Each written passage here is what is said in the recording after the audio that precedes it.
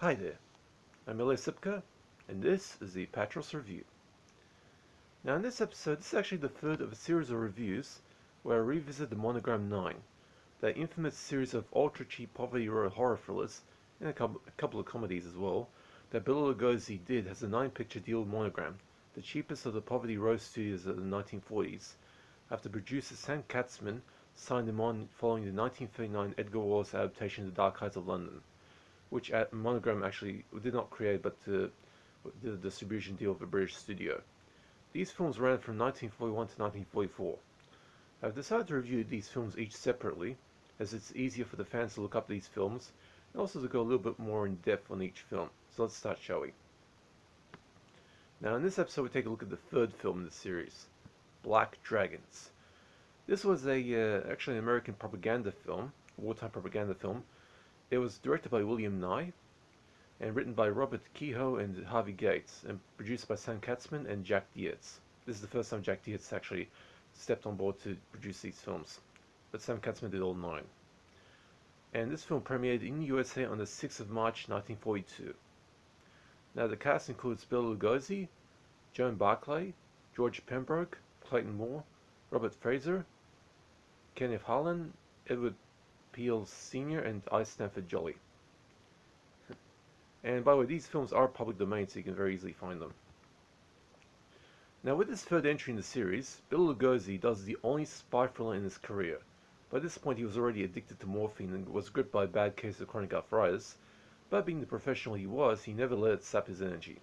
Now he plays a plastic surgeon who, from Germany, who was involved with the NSDAP, the German Nationalists, who was sent to Japan by the Austrian Painter as a personal favor to the Japanese emperor to use his skills and talent of plastic surgery to disguise 6 members of the shadowy Japanese group of the Black Dragons into the identities of 6 American businessmen affiliated with the US wartime industry who had been kidnapped by the group and murdered, but had their heads preserved by plaster death masks before the bodies were disposed of. So they made the casts of their faces and heads. After successfully completing the 6 plastic surgeries, the leader of the Black Dragons double-crosses the Doctor, putting him in a jail cell and leaving him there to rot, while the 5th columnists, what the old-timers refer to insider agents performing sabotage on the home soil of the enemy nation, go ahead to replace their target's place, even wearing the same clothes that the targets wore before they were killed, all those business suits. But the Dragons fucked up big time. In the same cell as the Doctor is a man who turns out to be the Doctor's identical double. How's that for a coinky-dink? So the Doctor simply switches places with the prisoner. I'm guessing he removed his goatee and planted it onto a cellmate double before sneaking out of the prison cell, and follows his prey to the States, where he enters the household of one of the agents under an assumed identity.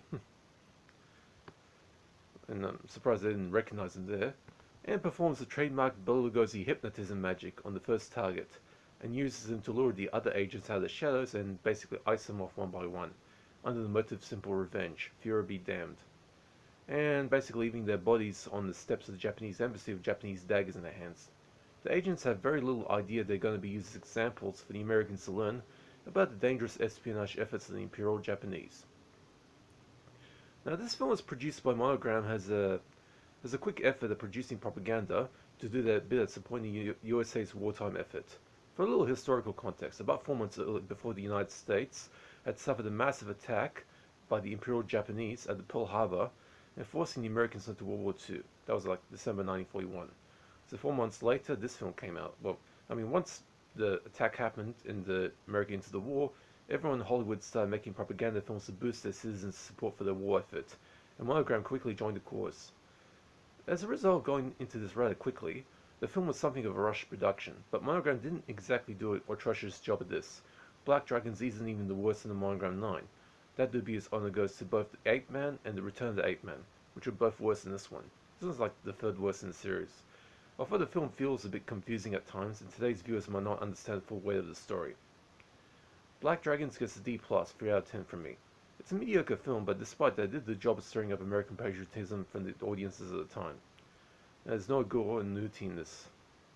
Now, this is just like the other Monogram 9 films in public domain. Has been like that for decades, meaning that they can be very easily found on old VHS tapes, cheap bargain basement operated DVDs, on the internet. Be careful of some of those download sites, by the way, and on YouTube, so go ahead and look it up. Oh, and go ahead and buy some World War II era American war bonds. With natural inflation in play, those war bonds will be worth quite a bit of coinage today.